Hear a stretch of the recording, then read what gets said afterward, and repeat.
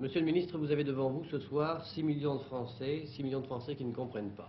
Ils ne comprennent pas comment l'Algérie, quelques jours après son accession à l'indépendance, est arrivée à une situation que l'on qualifie aujourd'hui de chaotique et que beaucoup de nos confrères comparent à celle qui se trouvait, qui animait le Congo il y a déjà quelque temps. Je voudrais vous demander, en première question, les origines profondes de cette crise. Je dirais tout d'abord que la situation ne ressemble pas du tout à ce que nous avons vu au Congo. C'est exagéré que de dire que c'est chaotique. Je dis tout simplement que c'est une crise qui concerne un cadre, le cadre dirigeant de notre révolution. C'est donc très restreint. Cela a pour origine la désignation d'un bureau politique décidé à Tripoli à la suite d'un vote à l'unanimité d'un programme qui lui-même se référait à la désignation d'un bureau politique. La procédure qui a été engagée n'a pas pu être menée jusqu'au bout, à la suite d'un incident qui a fait que le Conseil de la Révolution s'est séparé avant la fin des travaux. De toute façon, j'estime pour ma part que ce n'est qu'une question de procédure. Nous, personnellement, je suis venu à Paris après être passé par Alger, où j'ai vu à peu près tous les responsables de notre révolution. Mes entretiens avec eux me permettent de dire que cette crise va être surmontée très prochainement et au courant de la semaine prochaine, c'est-à-dire vers jeudi ou vendredi au plus tard, le bureau politique s'installera à Alger pour prendre ses responsabilités et essayer d'assainir définitivement la situation. Et mettre l'Algérie sur les rails. Évidemment. Je voudrais vous poser une autre question. Il s'agit donc d'une crise politique interne, mais non pas d'une crise politique de fond. En ce sens que, par exemple, les accords d'Évian qui ont été signés par le gouvernement de M. Benkeda ne pourront pas être remis en cause si, par exemple, M. Ben Bella succédait à M. Benkeda. À ce propos, je vais vous fournir une preuve, n'est-ce pas, une preuve d'évidence.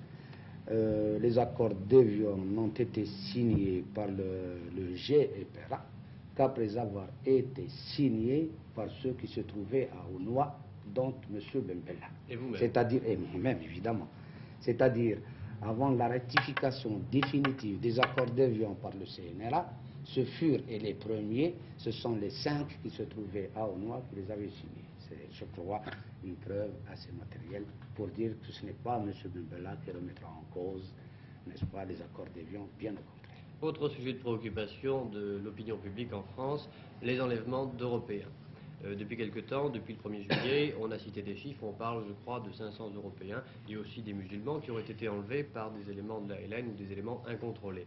Depuis 3 ou 4 jours, on a assisté à des gestes de bonne volonté, des libérations ont été opérées à Oran et à Alger. Je voudrais vous demander si vous pensez, à votre avis, que le pouvoir pourra rapidement contrôler la situation suffisamment de telle manière que ces enlèvements n'aient plus lieu.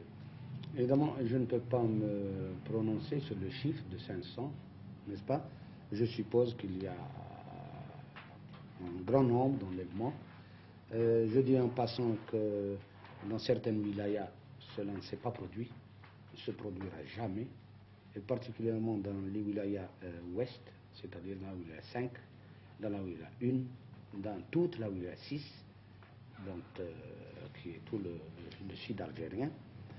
Et ce n'est pas un espoir, mais c'est une certitude.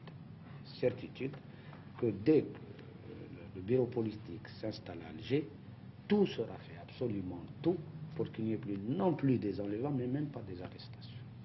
Même pas des arrestations. Un dernier mot Nous voulons, et je veux profiter de cette occasion pour dire à tout le monde en France que personnellement, c'est un message que je rapporte, un message que je veux, n'est-ce pas, qui les tranquillise à ce propos et sur toutes les questions qui peuvent les préoccuper à l'heure actuelle. Je veux donc vous poser une dernière question pour conclure. Vous pensez donc que la crise que traverse l'Algérie va être incessamment solutionnée? Oui, personnellement, je suis maintenant en mesure de dire que dès que le bureau politique s'installe à Alger, pratiquement la crise aura vécu. Et je viens d'avoir confirmation, j'en ai parlé avec nos amis qui se trouvent à Oran, d'accord pour que jeudi prochain, tout le monde se trouve à Alger. Monsieur le ministre, je vous remercie.